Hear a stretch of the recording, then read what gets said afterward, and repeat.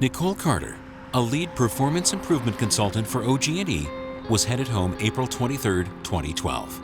Her 6-year-old son in the car. They were just a few blocks away when she noticed something unusual and alarming.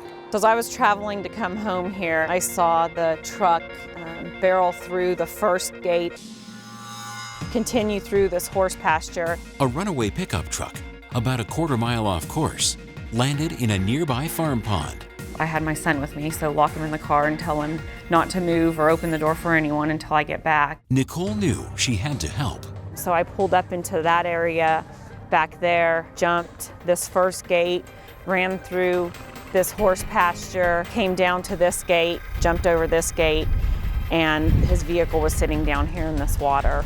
As I was about to get in the water, I mean, a million thoughts were running through my head, right? I'm deathly afraid of snakes, and I thought there's gonna be 1,000 snakes in this water, but I just knew I had to do it. I knew that there was a gentleman in there, and if I could start that and the possibility of actually saving his life.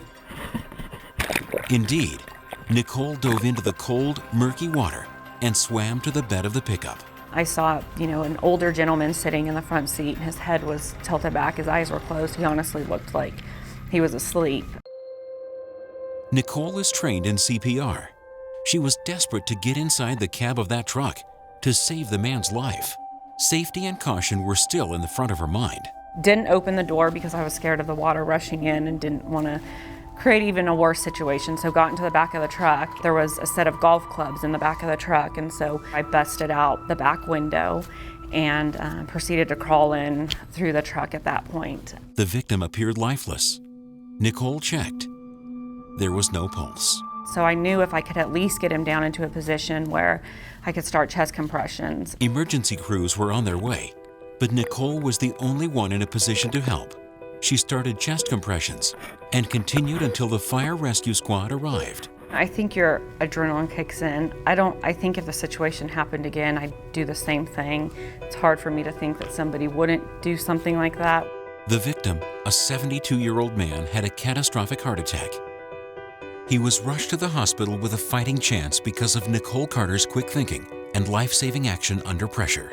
I know he was in full cardiac arrest when they got there. I'm not sure if he passed away that evening or the next day, but he didn't make it.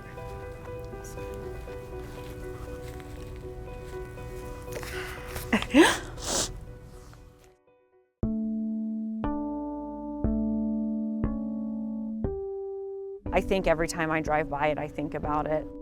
Until now, Nicole Carter has kept her story quiet. She didn't talk to the media that day. There was no recognition for her effort in the newspaper. She has never even spoken to the victim's family about how hard she tried to keep him alive. Nobody knew. I didn't leave my name with anybody. I just, I literally, when I finished, I left and went home. Despite the heartbreaking outcome, Nicole Carter would do it again in a heartbeat. Her training with OG&E and a lifelong passion for safety are the reasons why Nicole Carter is the hero of that day. So I'm very, very passionate about safety, not just at work, but at home too. And I believe strongly in equipping yourself with all the skill sets to be able to get you through, any situation. So I'm thankful for the training that I had, regardless of the outcome of the situation. Maybe I prolonged his life long enough for his family to get there to tell him goodbye. Congratulations, Nicole Carter. You truly represent our company's safety values and beliefs, and you took charge of the situation. Your selfless act of heroism has earned you a 2012 Positive Energy Together Award.